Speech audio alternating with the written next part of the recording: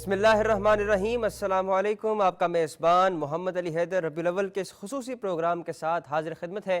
ناظرین، انسانی تاریخ میں شہر تو بہت سے فتح ہوئے، لیکن یہ فتح مکہ کیا ہی انمول اور کیا ہی حسین واقعہ ہے کہ نبی پاک علیہ الصلاۃ والسلام فتح مکہ سے 8 سال قبل اس شہر سے ہجرت کرتے ہیں، کیونکہ کفار مکہ کے ظلم و ستم اور وہاں کی مشکلات آپ کو مجبور کر دیتی ہیں کہ آپ اپنے محبوب شہر کو چھوڑ دیں، اور 8 سال بعد ایسا انقلاب برپا ہوتا ہے کہ بغیر کسی تلوار کو چلائے اور بغیر کسی خون خرابے کے وہ عظیم شہر کہ جس پر مجھ جیسے نہ جانے کتنے قربان، وہ فتح ہوتا ہے، اسلام کا جھنڈا وہاں لہرایا جاتا ہے۔ آج بات کریں گے فتح مکہ کے حوالے سے۔ ہمارے ساتھ رہنمائی کے لیے ایک وقی پینل موجود ہے، ان سے سوالات کریں گے، جاننے کی کوشش کریں گے فتح مکہ کی اہمیت کیا ہے۔ ہمارے ساتھ سب سے پہلے تشریف فرما ہے جناب علامہ شفاعت رسول۔ میں آپ کی تشریف آوری پر آپ کا شکر گزار ہوں۔ آپ کے ساتھ تشریف رکھتے ہیں ایک اور معروف مذہبی اسکالر جناب مولانا نعمان فاروقی۔ میں آپ کو بھی پروگرام میں خوش آمدید کہتا ہوں۔ علامہ صاحب، جس طرح کہ آج کا ہمارا موضوع ہے، سب سے پہلے تو یہ جاننا چاہوں گا کہ صلح حدیبیہ کے بعد ایسا کیا ہوا کہ پھر یکے بعد دیگرے واقعات ہوئے اور فتح مکہ ہوئی؟ رب العالمین نے صلح حدیبیہ کو فتح مبین قرار دیا جی، اور اس موقع پر صحابہ کرام میں سے کچھ صحابہ نے یہ سوال بھی کیا کہ حضور، ہم عمرے کے بغیر جا رہے ہیں پھر بھی فتح مبین ہے، ہم نے احرام کھول دیے عمرے کے بغیر تب بھی فتح مبین ہے، ہم نے جانور ذبح کر دیے شہر مکہ سے باہر پھر بھی فتح مبین ہے، اور ہم نے جن شرائط پر صلح کی ہے وہ شرائط ایک کمزور انسان، کمزور جماعت، کمزور حزب ان شرائط پر راضی ہوتا ہے جن پر ہم راضی ہوئے ہیں۔ جی، بالآخر انہوں نے اس صلح حدیبیہ میں محمد صلی اللہ علیہ وسلم کے ساتھ رسول اللہ کا لفظ بھی حذف کروا دیا، پھر بھی آپ اور اللہ اس کو فتح مبین کہہ رہا ہے۔ جی، تو رسول اللہ صلی اللہ علیہ وسلم نے یہ ساری باتیں صحابہ کرام کی سنی، لیکن صحابہ کرام نے یہ باتیں حزن اور ملال میں کی، کیونکہ ان کا بڑا شوق تھا کہ ہم مکہ جائیں، عمرہ کریں، کعبے کی زیارت کریں۔ جب ان چیزوں کے بغیر انہیں واپس جانا پڑا تو یہ حزن اور کیف اور دکھ کی کیفیت تھی جس کا انہوں نے اظہار کیا۔ ہرگز اس کا یہ نہیں مطلب کہ انہیں قرآن کی اس آیت پر یقین نہیں تھا۔ اب اس کے بعد پھر کیا ہوا؟ امن ہو گیا، حضور صلی اللہ علیہ وسلم نے وفود بھیجے اور بادشاہوں تک، سرداروں تک، قبائل تک۔ پھر اسی دوران یہود کے ساتھ فیصلہ کن جنگ کی گئی۔ الحمدللہ ان سالوں میں، چند سالوں میں اسلام بہت زیادہ پھیل گیا۔ آپ دیکھیے کہ صلح حدیبیہ کے موقع پر 1400 مسلمان تھے، اور جب فتح مکہ پر مسلمان جا رہے تھے تو 10,000 سے 14,000 کے درمیان ان کی تعداد تھی۔ اب ہوا کیا کہ فتح مکہ کا جو سبب واضح ظاہر اساسی سبب بنا وہ یہ کہ صلح حدیبیہ پر جو حضور صلی اللہ علیہ وسلم کا حلیف قبیلہ تھا، بنو خزاعہ تھا، ان کی لڑائی بنو بکر سے ہو گئی۔ بنو بکر اور مکہ والوں نے بنو خزاعہ کے 20 بندوں کو قتل کر دیا۔ اب وہ دہائی لے کر رسول اللہ کے پاس گئے، یا رسول اللہ ہمارے ساتھ یہ ہوا۔ رسول اللہ صلی اللہ علیہ وسلم نے ان کو صبر کی تلقین کی اور پیغام بھیجا کہ آپ یہ جو خون بہا ہوا ہے اس کے بدلے میں قصاص دے دو ہمیں، قصاص نہیں تو تم پھر دیت دے دو۔ ان کا جی نہ ہم قصاص دیتے ہیں نہ ہم دیت دیتے ہیں۔ میرے آقا صلی اللہ علیہ وسلم نے فرمایا اس کا مطلب یہ کہ تم اب یہ جو معاہدہ تھا اس کو تم منسوخ کر رہے ہو۔ انہوں نے یہ جواب دیا کہ آپ اسے منسوخ سمجھیے۔ اب رسول اللہ صلی اللہ علیہ وسلم نے پھر حکم فرمایا کہ فتح مکہ کے لیے جہاد کی تیاری کرو۔ مفتی صاحب، پھر اس سے آگے کی کیا واقعات ہیں؟ فتح مکہ کو کس طرح سے ممکن بنایا جاتا ہے؟ پھر نبی کریم صلی اللہ علیہ وسلم نے جب ان کی طرف سے یہ دیکھا کہ انہوں نے معاہدے کو منسوخ ہی کر دیا ایک قسم کا اور اس کو کوئی اہمیت نہیں دی، تو آپ صلی اللہ علیہ وسلم نے پھر اللہ تعالیٰ سے دعا کی کہ اس فتح مکہ کے اس اقدام کو قریش سے مخفی رکھنا۔ مخفی رکھنے میں راز یہ تھا کہ اگر علی اعلان یا ایسا کوئی ہوگا تو ادھر سے بھی وہ لوگ تیار ہوں گے، اور نبی کریم صلی اللہ علیہ وسلم چاہتے نہیں تھے کہ مکہ شہر میں کوئی ایسی بات ہو، جیسا کہ سیدنا زبیر بن عوام رضی اللہ تعالیٰ عنہ انہوں نے کوئی ایسی بات بھی کہی کہ آج الیوم یوم الملحمہ، اچھا، کہ آج جنگ کا دن ہے، تو نبی کریم صلی اللہ علیہ وسلم نے فرمایا کہ نہیں، آج رحمت کا دن ہے، آج مرحمہ کا دن ہے، یعنی رحمت کا دن ہے۔ تو خیر نبی کریم صلی اللہ علیہ وسلم نہیں چاہتے تھے، تو اس سلسلے میں آپ صلی اللہ علیہ وسلم نے خبر کو، یعنی اس اپنے اقدام کو مخفی رکھا۔ تو اس ضمن میں ایک صحابی حاطب بن ابی بلتہ رضی اللہ تعالیٰ عنہ، اچھا، کیونکہ ان کے عزیز وہاں پہ موجود تھے مکہ میں، تو وہ چاہتے تھے کہ میرے بچوں کی وہاں پہ کوئی ہو جائے، لک آفٹر، ان کا کوئی تحفظ مل جائے۔ تو نبی کریم صلی اللہ علیہ وسلم کو پھر اللہ تعالیٰ نے اطلاع دی، یہ صحیح بخاری میں موجود ہے۔ تو پھر نبی کریم صلی اللہ علیہ وسلم نے سیدنا علی، سیدنا مقداد اور سیدنا زبیر رضی اللہ تعالیٰ عنہ ان کو بھیجا کہ روضہ خاک جگہ میں ایک عورت ملے گی، اس کے پاس خط ہوگا، اچھا، تو وہ لے کے آنا ہے۔ ٹھیک، تو یہ جب وہاں پہنچے، واقعی وہ عورت سوار مل گئی، اور ایسے یعنی یہ پھر ہوا، پھر وہ ایک تفصیلی واقعہ ہے۔ لیکن اس اقدام کے بعد نبی صلی اللہ علیہ وسلم نے پھر ایسے مکہ میں داخلے کی وہ حکمت عملی اختیار کی کہ تینوں طرف سے اس کے فوجوں کو بھیجا۔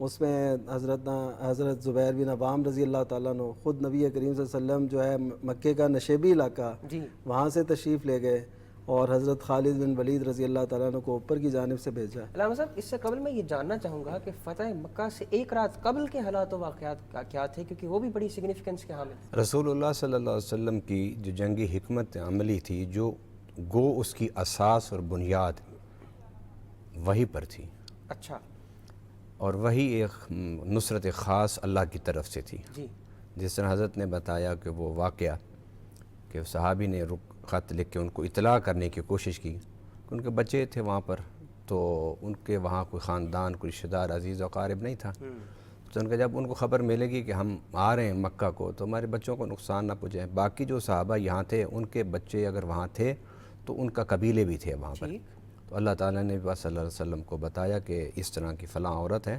اس کے بالوں کے اندر رکہ ہے جس میں لکھا ہوا ہے کہ مسلمان مکہ فتح کرنے آ رہے ہیں۔ تو علی گئے اور اس نے انکار کر دیا۔ آپ نے فرمایا کہ میرے آقا غلط نہیں بات کر سکتے، جگہ بھی وہی ہے، سواری بھی وہی ہے، اور عورت بھی ہو تم، تو وہ بالوں کے اندر سے اس کا رکہ نکالا۔ اچھا، اور یہ حدیث پاک میں انہوں نے پڑھا نہیں اس کو، حالانکہ نکال کے پڑھ لیتے، سیدھا حضور کے پاس لے گئے۔ تو حضور صلی اللہ علیہ وسلم کو اللہ تعالیٰ نے اتنے علم کے خزانے عطا فرمائے تھے کہ ازل سے ابد تک سب کے علم اکٹھے بھی کر لیے جائیں تو حضور کا علم ان سب سے زیادہ ہے۔ بے شک، تو خفیہ رکھا، اور یہ دعا بھی کی۔ جب آپ قریب پہنچے تو آپ نے فرمایا صحابہ کرام کو کہ آپ نے کٹھے خیمے نہیں لگانے، خیمے تھوڑے تھوڑے فاصلے پر لگانے، فاصلے پر خیمے لگ گئے۔ پھر آقا نے فرمایا کہ جب اندھیرا چھا جائے تو ہر خیمے میں ایک شمع روشن کر دی جائے۔ اللہ اکبر، تو ہر خیمے میں جب ایک شمع روشن کی گئی تو 10,000 شمع، جی، 15,000 شمع، اس سے یہ تاثر ملا کہ بہت بڑا لشکر ہے۔ جی، دیکھیے حضور صلی اللہ علیہ وسلم کی ساری حکمت عملی یہ تھی کہ میں خون بہائے بغیر جی، مکہ میں داخل ہو جاؤں، حالانکہ اگر حضور کے علاوہ کوئی اور ہوتا تو دنیا کے فاتح ہیں نا، جنہوں نے ایک ایک سفیر کے مارنے پر پورے شہروں کو اجاڑ دیا، بے شک، لیکن حضور صلی اللہ علیہ وسلم نے جنگی حکمت عملی ایسی بنائی کہ اہل مکہ کے اوثان ہی خطا ہو گئے، جی، اور وہ گھبرا گئے۔ انہوں نے خود یہ فیصلہ کر لیا کہ ہم آج محمد صلی اللہ علیہ وسلم کی قوت سے نہیں ٹکرا سکتے۔ حضرت ابو سفیان نے بھی اس موقع پر اسلام قبول کیا، وہ واقعہ کیا تھا، سگنیفیکنس کیا تھی، اور پھر ان کے گھر کو امان قرار دینا، اس کی کیا سگنیفیکنس؟ نبی کریم صلی اللہ علیہ وسلم کے پاس حضرت عباس جو آپ صلی اللہ علیہ وسلم کے چچا تھے، وہی حضرت ابو سفیان کو نبی صلی اللہ علیہ وسلم کی خدمت میں لے گئے۔ اچھا، تو آپ صلی اللہ علیہ وسلم نے حکمت عملی یہ اپنائی ان کو اسلام کے قریب کرنے کے لیے کہ آپ نے کہا کہ ان کو نہ رستے پہ بٹھائیں جہاں سے قافلوں کا گزر، اب قافلے گزرنا شروع ہوئے اور اتنی شان، شوکت اور وجاہت کے ساتھ کہ ان کے دل پہ اثر ہونے لگا، اور انہوں نے اسی وقت یہ فیصلہ کر لیا کہ اب اسلام۔ تو پھر حضرت عباس رضی اللہ تعالیٰ عنہ ہی نے یہ عرض کی کہ یہ یہاں پہ ایک سردار ہیں، تو ان کو آپ کوئی ایسی حیثیت دیں کہ ان کی حیثیت کو مانا جائے، ان کو عزت ملے۔ تو پھر نبی کریم صلی اللہ علیہ وسلم نے فرمایا تھا کہ من داخلہ دار ابی سفیان، عموماً اس کا معنی یہ کیا جاتا ہے کہ ابو سفیان رضی اللہ عنہ گھر میں، لیکن دار اصل میں اس حویلی کو کہا جاتا ہے جس میں کئی گھر اور کئی کمرے اور کیا کچھ ہوتا ہے۔ تو جو اس میں داخل ہوگا تو وہ بھی امن میں ہو جائے گا۔ ٹھیک، جب فتح مکہ ہوا تو یقیناً اس وقت جس طرح آپ نے پہلے بھی کہا کہ نبی پاک علیہ الصلوۃ والسلام کے پاس اتنا بڑا لشکر تھا اور یہ اختیار حاصل تھا کہ آپ اپنے ان تمام مظالم کے بدلے لیتے، لیکن آپ نے امن و امان کے ساتھ اس شہر کو فتح کیا، اس کے پیچھے حکمت کیا ہے؟ ایک تو یہ کہ اللہ تعالیٰ نے نبی صلی اللہ علیہ وسلم کے بارے میں فرمایا وما ارسلناک الا رحمۃ للعالمین، تو حضور نہیں چاہتے تھے، اور حضور کی پوری جنگی حکمت عملی اور غزوات کی زندگی میں دیکھیں کوئی آپ نے چڑھائی نہیں کی، ٹھیک، ہمیشہ چڑھائی کرنے والے کا دفاع کیا، اور دفاع کر کے اس کو مجبور کیا کہ وہ ہتھیار پھینک دیں۔ اب جب حضور شہر مکہ میں داخل ہوئے تو سب سے بڑا واقعہ جو وہ یہ ہے کہ کسی ایک آدمی کی بھی نکسیر نہیں پھوٹی، اللہ اکبر، اتنی بڑی فتح۔ آپ کیا سمجھتے ہیں کہ مکہ کا فتح کوئی چھوٹی فتح تھی؟ پورے جزیرۃ العرب میں حضور صلی اللہ علیہ وسلم کا جو جھنڈا تھا وہ بلند ہو گیا، نہ صرف سیاسی طور پر بلکہ مذہبی طور پر، اور وہ جو شرک کا اڈا بنایا ہوا تھا رب کے گھر کو، اس کی صفائی کا موقع آ گیا تھا۔ اب اس موقع پر حدیث پاک میں آتا ہے کہ حضور صلی اللہ علیہ وسلم نے پوچھا کہ تم کیا توقع رکھتے ہو مجھ سے؟ انت کریم و ابن و کریم، اللہ آپ بھی کریم اور کریم باپ کے بیٹے ہیں، ہمیں آپ سے خیر کی توقع ہے۔ تو فرمایا کہ جو آج سے کئی صدیوں پہلے میرے بھائی یوسف نے بھائیوں کے لیے جملہ بولا تھا، میں اسی پر بات کو ختم کرتا ہوں۔ فرمایا لا تثریب علیکم اليوم اذهبوا فانتم الطلقاء، جاؤ تم سب آج آزاد ہو۔ آزاد کون ہوتا ہے؟ جو پہلے غلام ہو۔ تو وہ لوگ جو فتح مکہ کے موقع پر طلقاء میں شامل ہوئے پھر مسلمان ہوئے، ان لوگوں کی کم سے کم اس چیز کو تسلیم کیا جائے کہ وہ جس حساب سے بھی تھا انہوں نے مکہ میں خون بہانے سے اپنے آپ کو باز رکھا۔ اور دوسرا واقعہ جو سب سے اہم واقعہ ہے، حضور صلی اللہ علیہ وسلم نے جب اذان فتح دینی تھی، آپ دیکھ رہے تھے صحابہ کرام کے چہروں کو، تو ہر صحابی سامنے کھڑا تھا کہ حضور مجھے حکم دیں، لیکن حضور صلی اللہ علیہ وسلم نے فرمایا کہ میرا بلال کدھر ہے؟ تو حضرت بلال بیت اللہ میں سر سجدے میں رکھ کے رو رہے تھے، اللہ میں تو ایک غلام ہوں، اذان فتح میرا نصیب کہاں سے ہوگا؟ تو جب حضور نے بلایا تو وہ خوشی سے روتے ہوئے آئے، فرمایا بلال جس چاہت میں تم سجدے کر رہے تھے اللہ نے وہ تمہاری چاہت پوری کر دی، بیت اللہ کی چھت پر چلے جاؤ اور اذان فتح دو۔ پھر تیسرا واقعہ جو سب سے بڑا اہم ہے فتح مکہ کے موقع پر، میرے آقا نے فرمایا کہ علی آؤ میرے کندھے پر سوار ہو کے سارے بتوں کو توڑ دو۔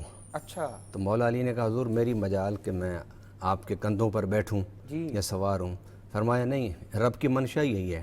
تو مولا علی حضور کے کندھوں پر کھڑے ہوئے اور آپ نے سارے بتوں کو توڑا، ایک ایک بت کو، ایک ایک بت۔ اور وہ جو اس وقت دیکھ رہے تھے نا منظر، جب بڑے بت کو توڑنے لگے انہوں نے کہا جی اب ضرور عذاب آئے گا مسلمانوں پر۔ ان کو نہیں پتہ تھا کہ اللہ اکبر ایک ہی بڑا ہے اور وہ اللہ ہے۔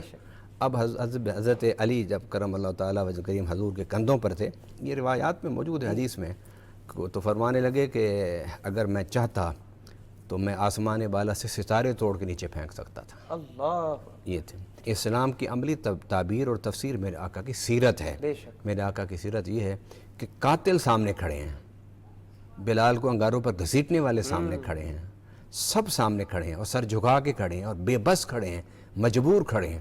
آپ نے کسی کی گردن نہیں ماری، سب کے لیے عام معافی کا اعلان فرما دیا۔ مفتی صاحب بہت اہم نقطہ علامہ صاحب نے اٹھایا کہ جو اسلام کے ساتھ انتشار کا ایلیمنٹ پری کنسیو نوشن کے تحت ایسوسیٹ کر دیا گیا ہے، فتح مکہ اسے کس طرح دور کرتا ہے؟ میں چاہوں گا کہ اس پر بھی آپ روشنی ڈالیں۔ نبی کریم صلی اللہ علیہ وسلم نے جو حکمت عملی اختیار کی وہ ساری کی ساری اقدام سے لے کے آخر تک وہ ساری امن کا ایک پیغام ہے۔ بے شک، آپ دیکھیے کہ خبر کو پوشیدہ رکھنا یہ بھی اس سلسلے کی کڑی تھی کہ خون نہ ہو، وہ مقابلے میں نہ آئے کیونکہ شکست تو انہوں نے کھانی ہے، تو اگر سامنے آئیں گے تو زیادہ لوگ تہہ تیغ ہوں گے۔ جی، اچھا، پھر آپ صلی اللہ علیہ وسلم نے جب معافی کا اعلان کیا تو اس میں دیکھیے کتنے لوگوں کو، اور یہ 2000 کے قریب یہ لوگ تھے، یعنی طلقاء جو تھے 2000 کے قریب، تو آپ دیکھیے ان لوگوں کو امن کا ایسا پروانہ دیا۔ پھر جو دار ابی سفیان میں داخل ہو جائے رضی اللہ تعالیٰ، جو کعبہ میں داخل ہو جائے، جو اپنا گھر اندر سے بند کر لے، یہ سب اس بات کا پیغام تھا کہ آپ صلی اللہ علیہ وسلم امن کی تعلیم دیتے تھے۔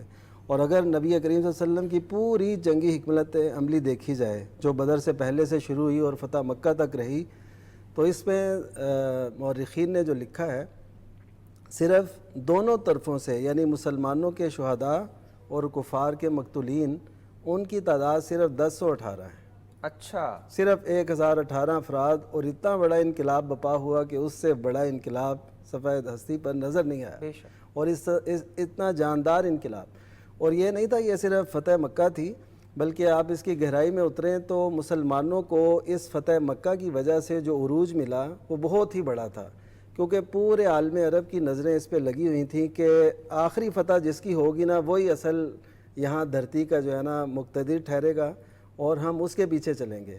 اور جب نبی کریم صلی اللہ علیہ وسلم کو اللہ تعالیٰ نے اس فتح مبین سے نوازا تو تب آپ نے خود وہ قرآن مجید کی آیات ہیں کہ فرائیت الناس یدخلون فی دین اللہ افواجا، کہ آپ دیکھیں گے کہ لوگ دین میں فوج در فوج داخل ہو رہے ہیں۔ وہ اسی وجہ سے 8 ہجری کو یہ ہوا اور 9 ہجری کو عام الوفود ہے، یعنی جہاں پہ کثرت سے وفد نبی کریم صلی اللہ علیہ وسلم کی خدمت میں حاضر ہوتے رہے اور حلقہ بگوش اسلام ہوتے رہے۔ اب یہ جو تعلیمات تھیں یہ ساری اس قدر جاندار تھیں کہ نبی کریم صلی اللہ علیہ وسلم کا اخلاق بھی نظر آ رہا تھا ایک فاتح کی حیثیت سے، اور فاتح کی حیثیت سے جب آپ داخل ہوئے تو آپ نے اپنی سواری پر پیچھے کسی سردار کو، کسی سردار کے بیٹے کو نہیں بلکہ ایک غلام کے بیٹے حضرت اسامہ بن زید رضی اللہ تعالیٰ عنہ کو وہاں پہ اپنے پیچھے سوار کیا، اور آپ کی جو گردن مبارک ہے ایسے جھکی ہوئی تھی شکر سے کہ آپ کی داڑھی مبارک اونٹ کے اوپر جو کجاوا ہے اس کی لکڑی کو لگ رہی تھی۔ اللہ، تو اس قدر جھکے ہوئے تھے۔ نبی کریم صلی اللہ علیہ وسلم نے یہ درس دیا کہ ایسی عاجزانہ طور پہ اللہ کا شکر ادا کرتے ہوئے اور اس عاجزی اور اس انکسار کے ساتھ یہ فتح، یہ ہمیں تاریخ میں نہ کبھی پہلے نظر آیا نہ اس کے بعد کوئی ایسی توقع ہے کہ ایسا بھی عظیم رہبر ہو سکتا ہے۔ بے شک۔ علامہ صاحب، کچھ مرتد ایسے بھی تھے جن کے قتل کا حکم ہوا تھا، وہ کون تھے اور اس کی وجہ کیا تھی؟ 2 باتیں اس جگہ پر یاد رکھنی چاہیے۔ ایک شخص کے بارے میں میرے آقا نے فرمایا تھا کہ اگر وہ غلاف کعبہ میں بھی چھپ جائے تو اس کو نکال کے قتل کیا جائے۔ بالکل ایسے۔ وہ شخص نہیں تھا، وہ ایک پوری موومنٹ تھی اچھا، جو اسلام کے خلاف اشعار کی صورت میں، تقریبات میں، پورا پروپیگنڈا تھا۔ حزن میں، غم میں، خوشی میں، سفر میں، حضر میں ایک ذہن سازی کرتا تھا، اور ہر وقت کافروں کو، مشرکین مکہ کو، یہود کو، اہل کتاب، وہ تو سارے اب ختم ہو چکے تھے، ان سب کو برانگیختہ کرتا تھا، اچھا، اور ادھر کی باتیں ادھر، ادھر کی ادھر لگا کر ایک غیر معمولی ہیجان کی کیفیت وہ پیدا کرتا تھا۔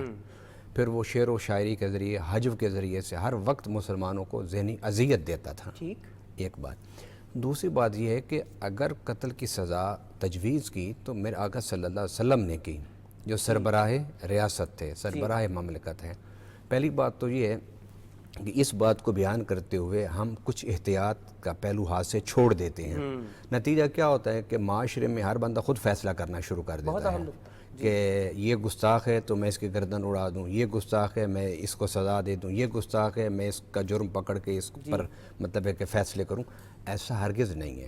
بالکل ایسا واقعہ ہے کہ حضور صلی اللہ علیہ وسلم نے جس شخص کو غلاف کعبہ سے نکال کے قتل کرنے کا حکم دیا تھا، ایک تو بحیثیت سربراہ ریاست کے دیا تھا، اور دوسرا یہ کہ وہ شخص نہیں تھا، وہ شخص ایک پوری تحریک تھی، وہ شخص پوری ایک انجمن تھی، وہ شخص پورا ایک جماعت تھا، اور انہی ایسے شخصوں کی وجہ سے اسلام اور کفار اور اہل کتاب کے درمیان جو کم جنگیں ہونی تھیں وہ زیادہ ہوئیں، اور ان کی یہ کوشش تھی کہ ہم کسی وقت بھی مسلمانوں کو سکون سے نہ بیٹھنے دیں۔ اب یہ جو فتح مکہ ہے اس کی جو سبب بنا وہ تو ایک بنو بکر جو تھا قبیلہ جو کفار کا تھا، انہوں نے عہد شکنی کی۔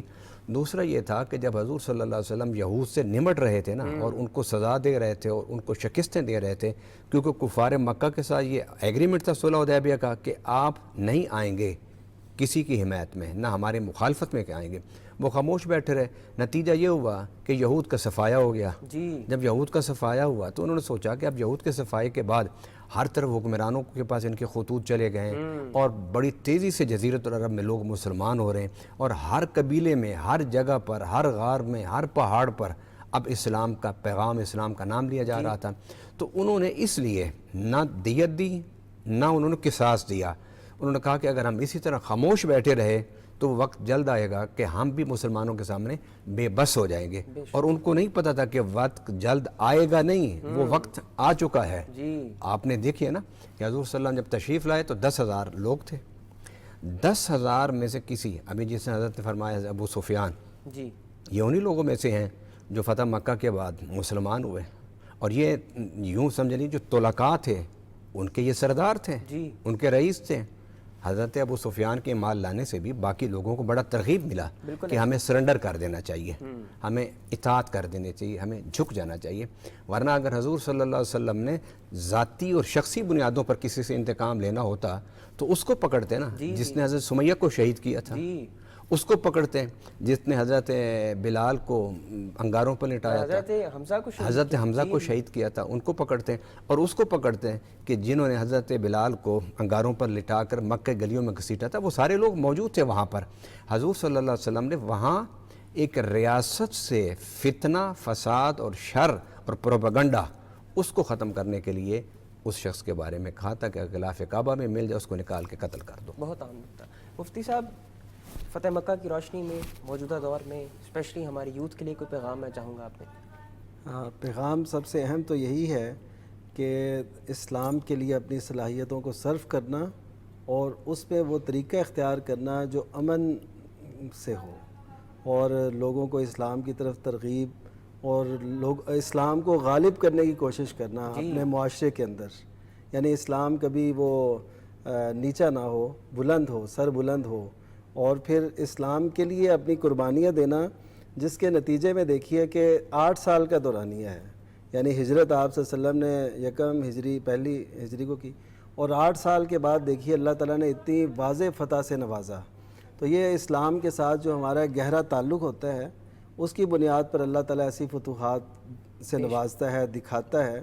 اور پھر جتنے ایسے لوگ تھے، مثلا حضرت خالد بن ولید رضی اللہ تعالیٰ، یہ کچھ عرصہ پہلے مسلمان ہوئے، یعنی 1 سال پہلے، عمرو بن عاص رضی اللہ تعالیٰ نے، وہ بھی ان کے ساتھ، اور دیگر، یعنی اسلام میں آتے گئے اور انہوں نے لمحہ بھر کے لیے بھی اپنی صلاحیتوں کو روک کے نہیں رکھا بلکہ اسلام کے لیے وقف کیا۔ تو نبی کریم صلی اللہ علیہ وسلم نے بھی ایسے لوگوں کو ذمہ داریاں دی، نوجوانوں کو۔ حضرت عتاب بن اسید رضی اللہ تعالیٰ عنہ، ان کو نبی کریم صلی اللہ علیہ وسلم نے مکہ میں اپنا نائب مقرر کیا، اور پھر آپ نے اگلے جو اقدامات تھے حنین کی طرف اور جیرانہ کی طرف جو آپ تشریف لے گئے، یہ سب اس وقت ہوا۔ تو اس کا مطلب ہے کہ نوجوانوں کو اسلام کے لیے جو صلاحیتیں صرف کرنی چاہیے وہ کریں، اور دین سے سچا تعلق، نبی کریم صلی اللہ علیہ وسلم سے سچا پیار، وہ جیسے کہتے ہیں نا، قوت عشق سے ہر پس کو بالا کر دے، دہر نے اس میں محمد سے اجالا کر دے۔ تو ہمیں یہ نبی کریم صلی اللہ علیہ وسلم کی سیرت مبارکہ اپنانے کی ضرورت ہے، اور نوجوانوں کے سامنے یا اللہ کردار، نبی کریم صلی اللہ علیہ وسلم کا حسن اخلاق۔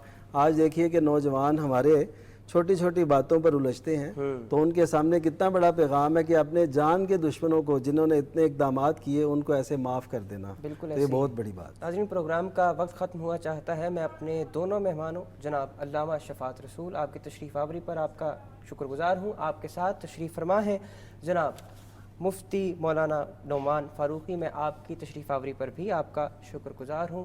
ناظرین، جو آج ہم نے سیکھا، اور بالخصوص جو مفتی صاحب نے شعر کہا کہ قوت عشق سے ہر پست کو بالا کر دے، دہر میں اس میں محمد سے اجالا کر دے، ہونا یہ پھول تو بلبل کا ترنم بھی نہ ہو، چمن دہر میں کلیوں کا تبسم بھی نہ ہو، یہ نہ ساقی ہو تو پھر میں بھی نہ ہو، خم بھی نہ ہو، بزم توحید بھی دنیا بھی نہ ہو، تم بھی نہ ہو، خیمہ افلاک کا استادہ اسی نام سے ہے، نبض ہستی تپش آمادہ اسی نام سے ہے۔ اپنے میزبان محمد علی حیدر کو دیجیے اجازت۔